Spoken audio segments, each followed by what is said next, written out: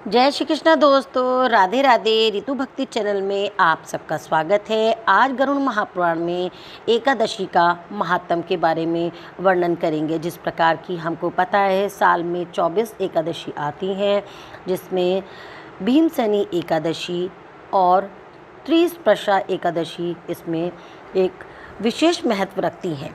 तो आज एकादशी महात्म के बारे में भगवान क्या कहते हैं।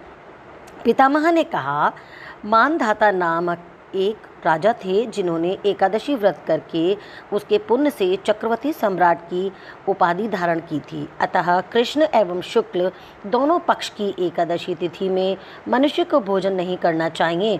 गांधारी ने दशमी विद्या एकादशी का व्रत किया था, जिसके फलस्वरूप उसके 100 पुत्रों का विनाश उसके जीवन काल में ही हो गया था। इसलिए दशमी से युक्त एकादशी का व्रत नहीं करना चाहिए। द्वादशी के साथ एकादशी होने पर उस एकादशी में भगवान हरि का सन्निधान रहता है। जिस मास दशमी वेद से युक्त एकादशी होती है, उसमें असुरों का सन्निधान होता है। जब विभिन्न शास्त्रों में कहे गए वाक्यों की बहुलता से अज्ञतावश संदेह बढ़ जाता है, तो उस परिस्थिति में द्वादशी तिथि को व्रत करके त्रयोदशी तिथि में पारणा कर लेनी चाहिए। यदि एकादशी एक कलमात्र भी काल गणना में रहती है, तो द्वादशी युक्त एकादशी तिथि को ये व्रत उपास्य है। यदि एकादशी, द्वादशी और विशेष रूप से त्रयोदशी तिथि भी एक ही दिन आ जाती हो, तो इन 3 तिथियों से मिश्रित वे तिथि व्रत करने योग्य होती है, क्योंकि वे तिथि मांगलिक एवं सभी पापों का विनाश करने में समर्थ होती है। हे द्विजराज, एकादशी अथवा द्वादशी का व्रत करके 3 तिथियों से मिश्रित अर्थात एकादशी, द्वादशी और त्रयोदशी तिथि से सम्मिलित तिथि पर व्रत कर लेना उचित है, किंतु दशमी वेद से युक्त एकादशी का व्रत कभी नहीं करना चाहिए। रात में जागरण तथा पुराण का श्रवण एवं गदाधर विष्णु की पूजा करते हुए दोनों पक्षों की एकादशी का व्रत कर महाराज रंगमांग ने मोक्ष प्राप्त किया था। अन्य एकादशी व्रतकर्ताओं ने भी मोक्ष प्राप्त किया।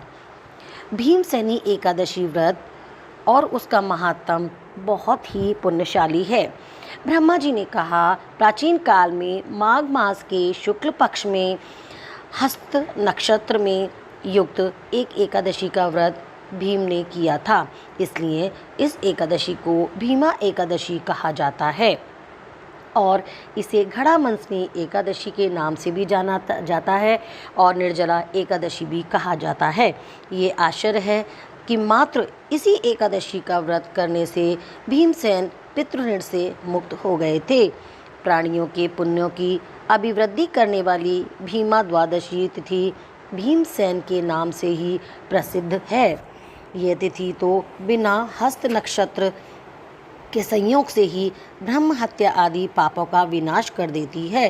ये द्वादशी तिथि महापापों को तो वैसे ही नष्ट कर देती है, जैसे कुमारगामी राजा से राज्य, कुपुत्र से कुल, दुष्ट पत्नी से पति, अधर्म से धर्म, कुमंत्री से राजा, अज्ञान से ज्ञान, अशौच से शौच, अश्रद्धा से श्राद्ध, असत्य से सत्य, उष्णता से शीतलता, अनाचार से संपत्ति, कहने मात्र से दान, विस्मय करने से तप, अशिक्षा से पुत्र, दूर चली जाने से गौ, क्रोध से शांति, नहीं बढ़ाने से धन, ज्ञान से अविद्या और निष्कामता से फल विनष्ट हो जाते हैं। उसी प्रकार पाप नाश के लिए द्वादशी तिथि शुभ कही गई है। ब्रह्म हत्या, सुरापान, सुवर्ण, चोरी तथा गुरु पत्नी गमन, ये महापातक मनुष्य में यदि एक साथ उत्पन्न हो जाए, तो इनको त्रिपुष्कर तीर्थ भी नष्ट नहीं कर सकते, किंतु ये द्वादशी उस समस्त पाप समूह को नष्ट करने में सक्षम होती है। नैमिष क्षेत्र में कुरुक्षेत्र, प्रभास क्षेत्र, कालिंदी, यमुना, गंगा तथा सभी तीर्थ भी एकादशी के समान नहीं हैं। कोई भी दान, जप, होम या अन्य पुण्य इसके तुल्य नहीं है। यदि एक ओर पृथ्वी के दान का सत्कर्म रखकर दूसरी ओर भगवान हरि की इस पवित्र एकादशी तिथि की तुलना की जाए तो भी यही एक महापुण्यशालिनी एकादशी तिथि सर्वश्रेष्ठ सिद्ध होगी। इस व्रत में भगवान वारादेव की स्वर्ण प्रतिमा बनाकर नए ताम्रपात्र में घट के ऊपर स्थापित करना चाहिए। तदंतर ब्राह्मण जन समस्त विश्व के बीजभूत विष्णुदेव की उस प्रतिमा को श्वेत वस्त्र से आच्छादित कर स्वर्ण निर्मित दीप आदि उपचारों से प्रयत्नपूर्वक उनकी पूजा करें। ओम वाराह नमः इस मंत्र से उन विष्णु के चरण कमलों की पूजा कर ओम क्रोडाकृत्य नमः इस मंत्र से उनके कटी प्रदेश का पूजन करें। तदंतर ओम गंभीर घोषाय नमः इस मंत्र से उनकी नाभि की पूजा कर ओम श्री वत्स धारिणे नमः इस मंत्र से उनके वक्ष स्थल का पूजन करें।